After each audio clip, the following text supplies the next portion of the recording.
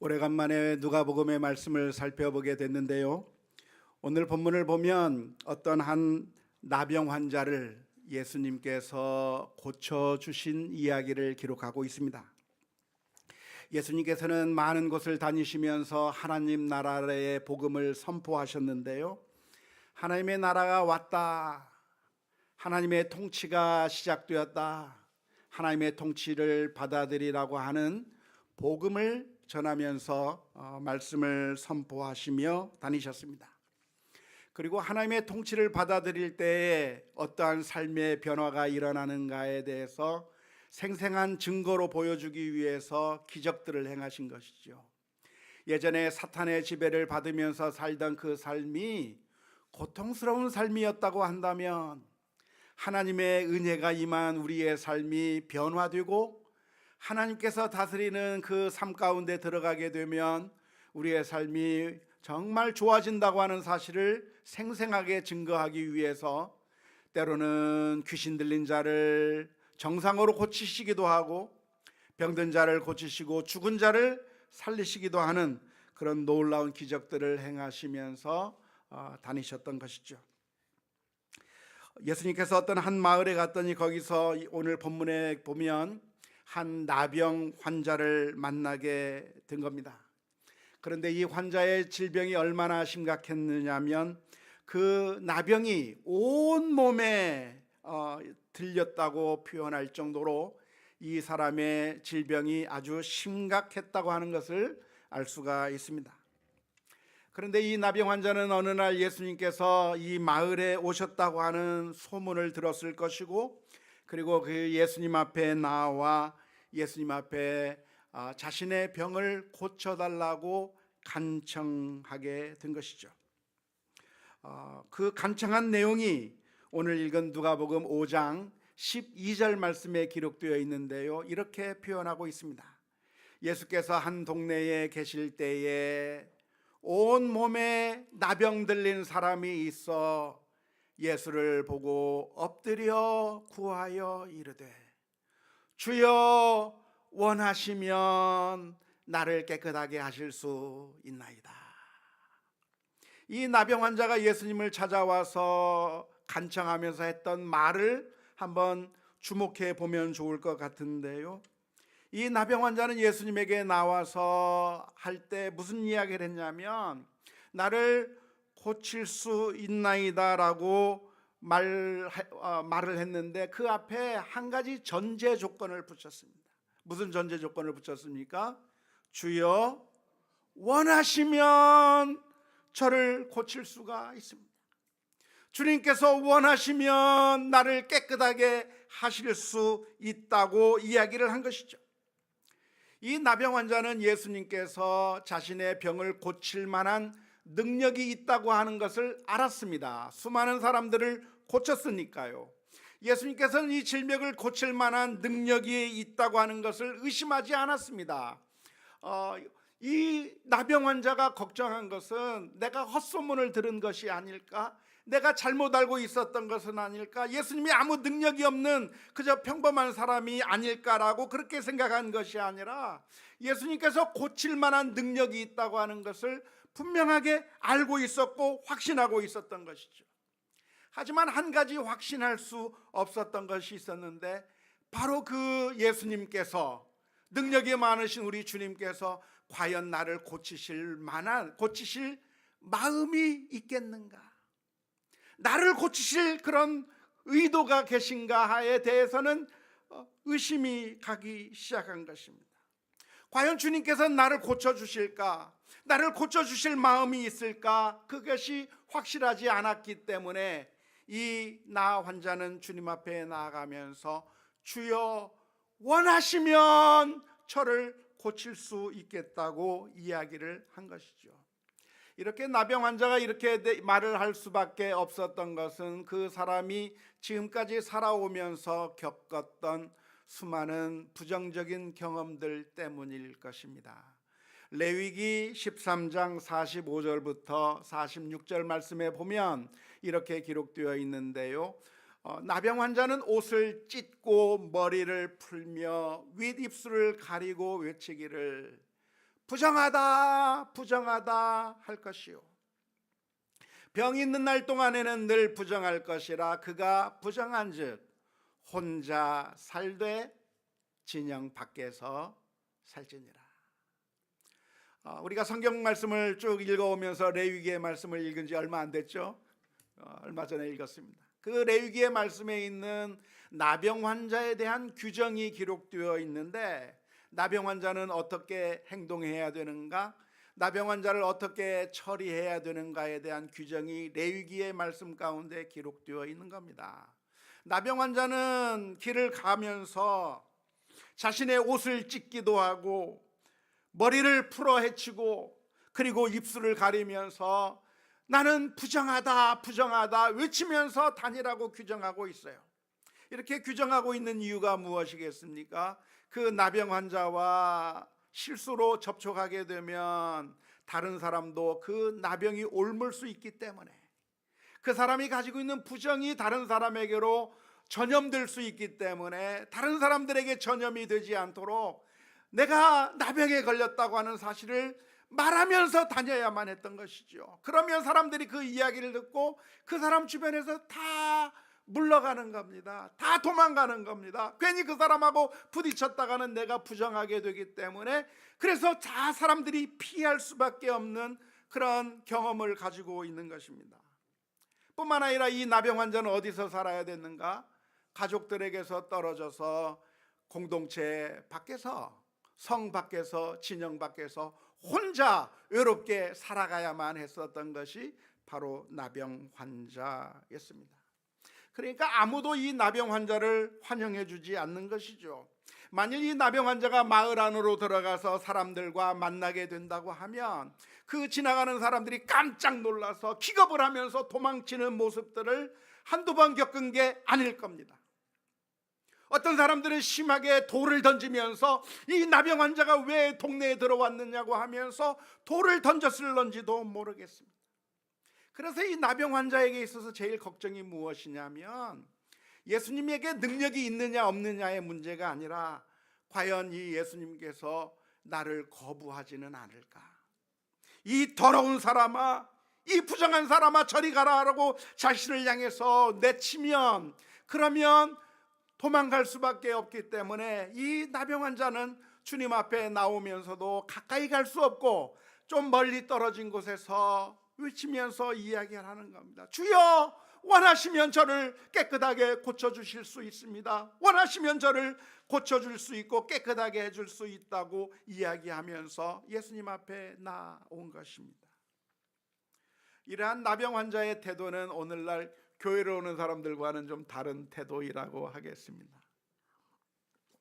오늘날의 사람들은 교회에 올 때 어떤 마음으로 오죠?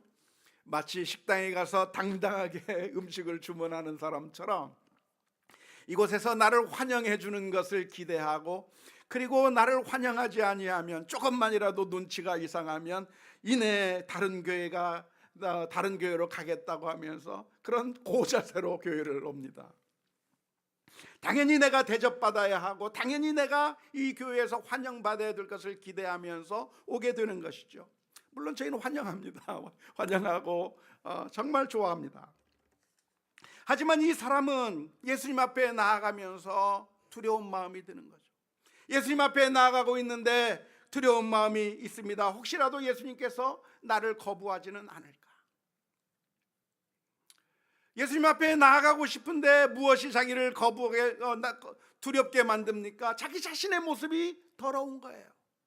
자기 자신의 모습이 병들어 있는 모습 때문에 주님 앞에 나아가기가 두려운 마음 가운데서 주님 앞에 나오게 된 것이죠. 그런데 놀라운 것은 예수님께서 그 나병 환자를 보시면서 해주신 말씀입니다. 누가복음 5장 13절의 말씀에 보면 예수님의 반응이 기록되어 있는데요, 예수께서 손을 내밀어 그에게 대시며 이르시되 내가 원하노니 깨끗함을 받으라 하신대 나병이 곧 떠나니라. 이 예수님의 말씀, 예수님의 반응 속에서 우리는 아주 특이한 모습을 볼 수가 있겠습니다. 예수님께서 이 나병 환자를 이 나병 환자를 환영해 주셨을 뿐만 아니라 고쳐 주셨는데, 고쳐 주실 때 어떻게 고쳐 주셨는가? 말씀만 하신 것이 아니라 이 나병 환자에게 손을 대시며 말씀하신 것이죠. 율법에 의하면 나병 환자를 만지는 사람은 어떻게 됩니까? 그 만지는 사람도 부정하게 돼요. 그래서 그 부정하게 된 사람도 사회로부터 격리를 당해야만 되는 겁니다.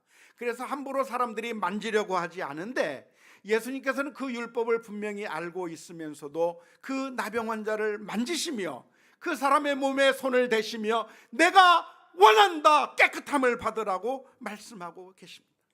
예수님께서 이렇게 손을 대신 이유가 무엇이겠습니까? 그러면 손을 대고 안수하고 기도하면 그 사람의 병을 더 잘 고칠 수 있기 때문에 손을 대신 걸까요? 그렇지 않죠. 예수님께서는 손을 대셔야만 고치시는 것이 아니라 말씀 한마디로 고칠 수 있는 분이 바로 예수님입니다.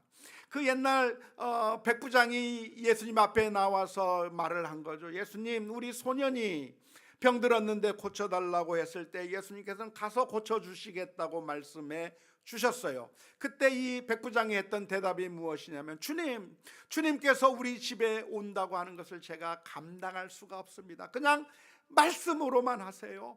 말씀으로만 하시면 우리 소년이 나을 수 있겠습니다 라고 이야기했을 때 예수님께서 그 믿음을 보시고 칭찬하셨다고 하는 이야기가 기록되어 있는 것이죠. 예수님께서 충분히 말씀으로만 고칠 수 있는데도 불구하고 이 나병 환자를 만지시며 그에게 손을 대시며 이 사람의 병을 고쳐주신 이유가 무엇이겠습니까? 그것은 그 사람을 받아주시고 영접해 주시고 그리고 거부하지 않는다고 하는 사실을 보여주는 모습이라고 할 수가 있겠습니다. 예수님께서는 이 사람을 거부하신 것이 아니라 사랑으로 품으시고 슬픔과 고통 가운데 있었던 이 사람을 주님께서 받으셔서 치유해 주시고 은혜를 베풀어 주시고 병을 고쳐 주시는 놀라운 은혜를 베풀어 주신 줄로 믿습니다. 사랑하는 성도 여러분, 오늘 또 우리가 주님 앞에 나아가야 할 것이라고 생각이 되는데요. 우리들의 마음 가운데는 주님 앞에 나아간다고 할 때 가장 장애가 되는 것이 무엇이겠습니까? 그것은 바로 우리들의 모습인 것이죠. 그 옛날 나병 환자가 자신의 몸을 보면서 나와 같은 이런 더러운 병에 걸린 사람을 과연 주님께서 받아주실까?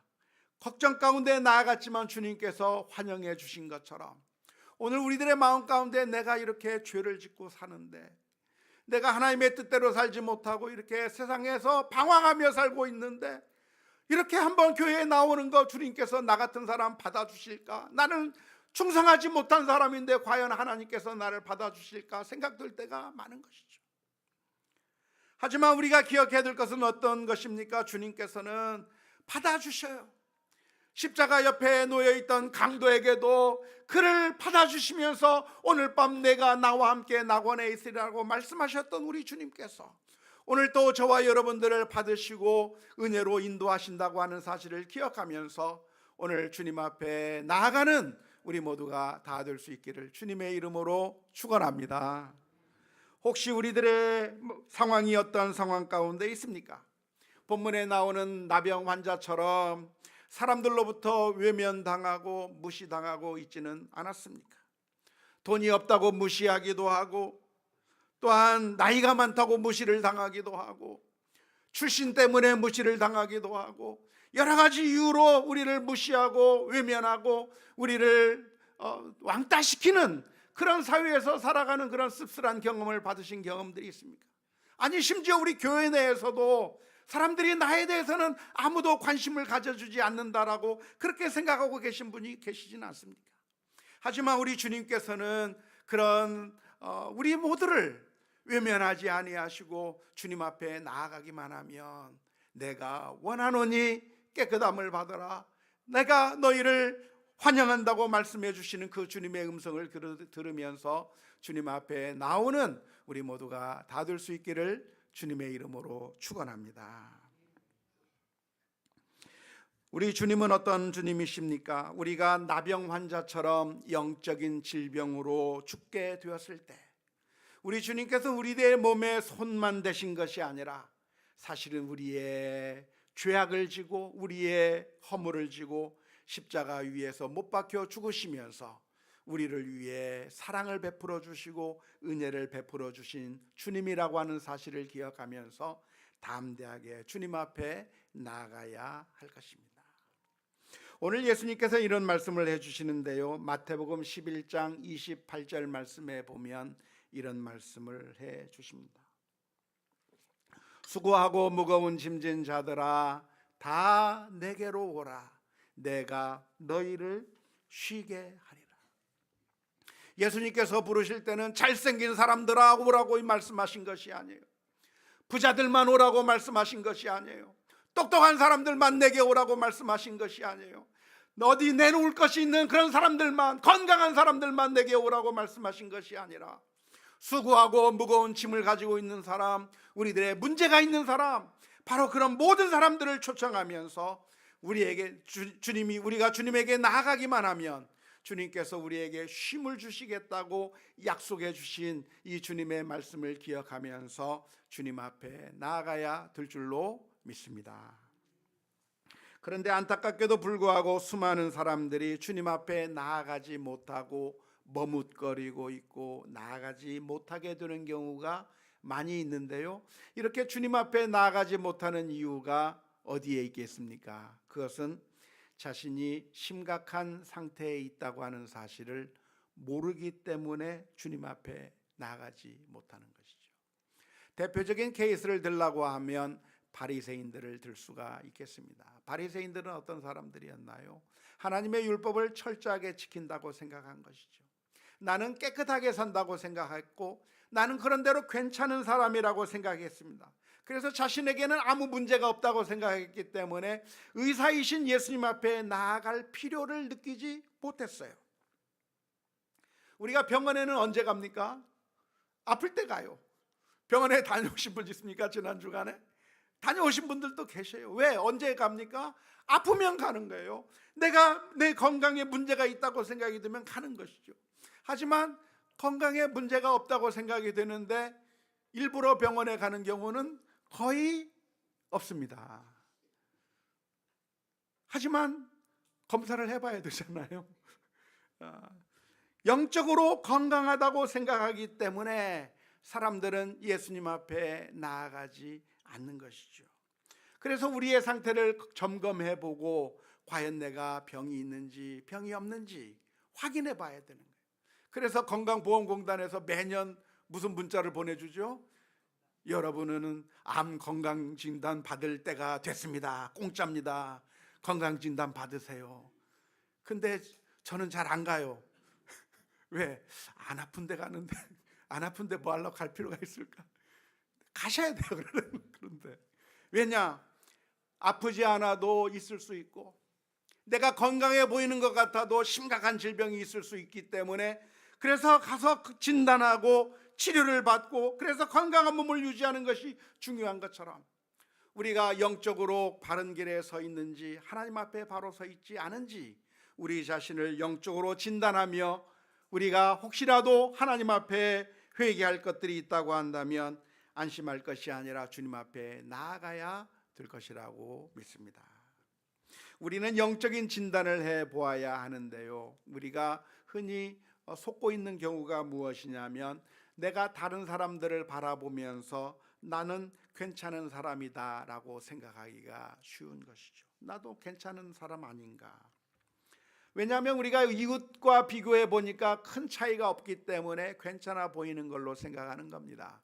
하지만 이웃과 비교하는 것이 아니고 우리는 하나님께로 나아가서 하나님에게 비추어 보아야 되고 성경 말씀을 읽으면서 우리 자신을 비추어 봐야 되는 것이죠.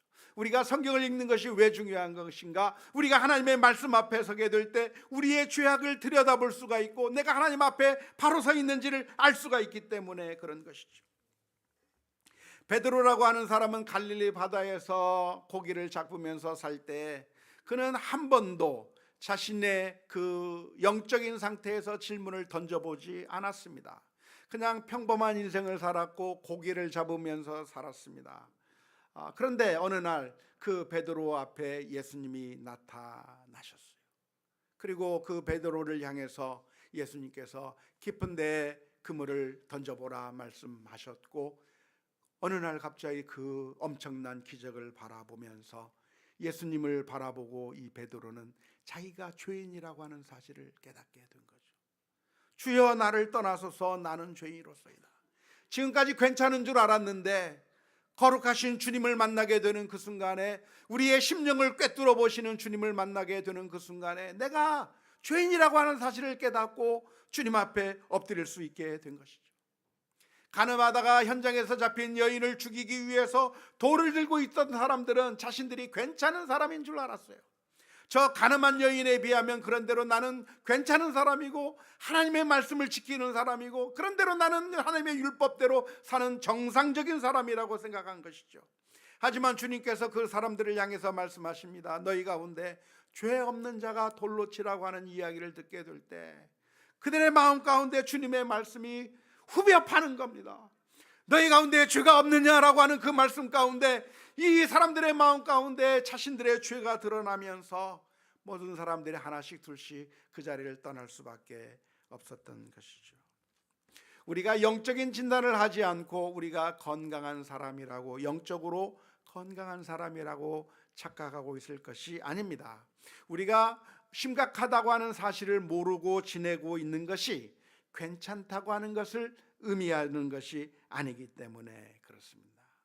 원하기는 우리가 하나님의 말씀을 읽는 가운데, 하나님 앞에 서는 가운데 우리 자신의 문제들을 발견하고 우리들의 영적인 질병이 있다고 한다면, 영적인 나병이 있다고 한다면 주님 앞에 나아가 우리를 환영해 주시고 치유해 주시고 회복시켜 주시는 하나님의 놀라운 은혜가 우리 모두에게 있을 수 있기를 주님의 이름으로 축원합니다. 그렇다고 한다면 오늘 우리는 주님께 어떻게 나아갈 수 있겠습니까? 그 옛날에는 예수님께서 계셨고 이 마을에서 저 마을로 움직이실 때 그 마을에 있는 사람들이 예수님 앞에 나아갔는데, 지금은 예수님이 우리 교회에 오셨습니까? 아니요. 예수님께서는 부활하시고 승천하셔서 하나님 보좌 우편에 앉아 계시는 그 예수님인데 어떻게 보이지 않는 예수님에게 우리가 나아갈 수가 있겠습니까? 그것은 우리가 주님을 마음속으로 영접할 때 주님 앞에 나아가는 겁니다. 계시록 3장 20절 말씀에 보면 이런 말씀이 기록되어 있습니다. 볼지어다 내가 문 밖에 서서 두드리노니 누구든지 내 음성을 듣고 문을 열면 내가 그에게로 들어가 그와 더불어 먹고 그는 나와 더불어 먹으리라. 주님께서는 찾아가면 만날 수 없는 그런 아주 까다로운 분이 아니라 우리들이 마음의 문을 열기만 하면 언제든지 우리를 만나 주실 분이에요. 목사만 만나주는 것이 아니라 모두가 다 예수님을 만날 수 있어요. 마음의 문을 열기만 하면 주님께서는 언제든지 우리의 마음 가운데 들어오시겠다고 약속해 주고 계시는 것이죠. 우리 주님은 이 세상의 유명 인사와 같지 않은 겁니다. 한 번은 제가 장례식이 있어서 장례식장에 찾아간 적이 있었습니다. 아주 유명한 목사님이었고 그 목사님으로부터 많은 은혜를 입은 기억이 있어서 그분의 그 장례식이 있어서 그래도 가서 조문을 하는 게 좋겠다 싶어서 차를 타고 운전해서 먼 곳까지 가서 조문을 하게 됐어요. 그런데 거기 장례식장에 안 계시는 거예요. 알고 봤더니 조금 전에 입관 예배 드릴 때는 있었는데 입관 예배 드리고 나서 부흥회 가셨대요. 유명한 분이라 벌써 예전에 약속했던 부흥회가 있어서 장례 기간 중에도 부흥회 가서 인도해야 된다고 가셔서 그냥 못 만나고 그냥 씁쓸하게 돌아온 경험이 있습니다. 그런데 더 유명한 사람은 더 만나기 힘들죠. 대통령 만나기 쉽습니까? 어려워요. 국회의원 만나기 쉽습니까? 어려워요. 이 세상의 유명 인사들은 만나기 어려워요. 하지만 우리 주님은 어떠한 분이신가? 우리가 지금 당장 문을 열고 주님을 영접하기를 원합니다. 주님을 모시기를 원합니다. 주님에게 우리의 마음의 문을 열기만 하면 주님께서는 거부하시는 것이 아니라 우리를 만나주시기 원하시고 우리에게 은혜 베푸시길 원하시는 하나님이라고 하는 사실을 기억하면서 오늘 우리가 주님에게 마음을 여는 우리 모두가 다 될 수 있기를 주님의 이름으로 축원합니다. 주님께서 우리의 마음 가운데 온다고 하면 너희가 문을 열면 내가 너에게로 들어가고 그리고 내가 너와 함께 양식을 나누고 잔치를 누리겠다고 주님께서 말씀해 주셨는데, 주님께서 우리의 마음 가운데 오시는 것을 통해서 우리가 풍성함을 누릴 수 있기를 주님의 이름으로 축원합니다. 우리의 삶 가운데 여러 가지 문제들이 있을 수 있어요. 아픔들이 있을 수 있어요. 그리고 우리가 해결할 수 없는 그런 질병들이 있을 수 있겠고 영적인 문제들이 있을 수가 있습니다. 그러한 문제들을 가지고 우리가 고민할 것이 아니라 주님 앞에 우리의 마음의 문을 열고 주님 앞에 나아갈 때 주님께서 우리의 삶 가운데 오셔서 우리가 해결할 수 없는 것들을 해결해 주시기도 하고 은혜 베풀어 주시기도 하고 놀라운 사랑을 베풀어 주신 그 하나님의 놀라운 사랑을 우리 모두가 다 경험할 수 있기를 주님의 이름으로 축원합니다. 물론 오해하지 마십시오. 그러니까 예수님께서 우리의 모든 질병들을 다 고쳐주신다거나 우리의 모든 문제들을 다 해결해 주시고 내가 원하는 대로 모든 것을 다 이룰 수 있는 것이라고 가르쳐 주는 것은 아닙니다. 오히려 예수님께서는 아주 놀라운 지시를 해 주셨습니다. 이 나병 환자를 고친 다음에 예수님께서 특별한 부탁을 하나 하셨는데요, 누가복음 5장 14절 말씀에 보면 이렇게 기록하고 있습니다. 예수께서 그를 경고하시되 아무에게도 이르지 말고 가서 제사장에게 내 몸을 보이고 또 내가 깨끗하게 됨으로 인하여 모세가 명한 대로 예물을 드려 그들에게 입증하라 하셨더니, 나병 환자를 고친 다음에 예수님께서 당부하신 말씀은 제사장에게 가서 레위기의 규정대로 이제 깨끗하게 되었다고 하는 것을 입증받고 정상적으로 활동할 수 있게 하라고는 하셨지만, 그러나 내가 예수님 때문에 이렇게 고침을 받았다고 하는 이야기를 소문내지 말라고 신신당부를 하신 겁니다. 왜 이런 부탁을 하셨을까요? 소문내면 더 좋은 거 아닌가요? 지난번에 우리 교회 성도님이 운영하는 수학 학원을 신방 간 적이 있습니다. 그랬더니 입구에 화분이 하나 딱 있고 거기에 뭐가 있었냐면은 서울대 의대 입학 감사 쫙 써놨더라고요. 거기다 딱 입구에다 놨는데 왜 입구에다 놔뒀을까요? 선전하려고. 이래봬도 이런 학원이다. 겸손하게 말씀하시더라고요. 학생이 잘해서 한 거라고. 잘한 거 있으면 소문내고 좋은 거 있으면 알리고 그래야 더 많은 사람들이 오기 때문에 알리는 것이 당연할 것 같은데, 장점이 있으면 더 많이 알리고 싶은데 왜 예수님께서는 아무에게도 말하지 말라고 말씀해 주신 걸까요? 그것은 사람들은 늘 영적인 것보다는 이 세상의 것에 관심이 더 많기 때문에 그렇습니다. 예수님께서 이 나병 환자의 병을 고치신 것은 사탄의 지배로부터 해방이 되어서 이제는 하나님을 모시고 믿음으로 살기를 원하는 마음에서 이 병자를 고쳐주신 거예요. 그렇기 때문에 이 나병 환자의 그 삶이 이제는 하나님의 뜻에 따라 순종하며 하나님을 모시고 회개하는 삶으로 변화되기를 원해서 이런 일을 하신 것일 겁니다.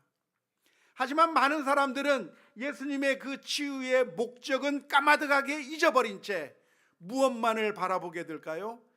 병을 고친 것만 보는 거죠. 병을 고친 것만 보는 것. 그래서 소문이 나서 예수님은 병을 잘 고친다더라, 예수님에게로 가면 문제가 해결된다더라, 거기에 열광하지 못하게 아무에게도 말하지 말라고 말씀하시는 겁니다.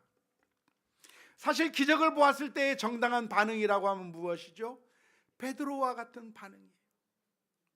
예수님께서 그 갈릴리 바다에서 수많은 물고기를 잡게 해주셨을 때 베드로는 그 수많은 물고기를 보면서 거기서 열광하지 않았어요. 주님, 이렇게 많은 물고기를 잡게 되다니, 이런 경험을 하게 되다니, 주님, 저와 동업 좀 합시다. 그래서 우리가 수산업계를 한번 평정을 해봅시다. 주님과 저와 손잡으면 못할 게 없습니다. 그렇게 나온 게 아니에요. 베드로는 그 앞에서 엎드렸어요.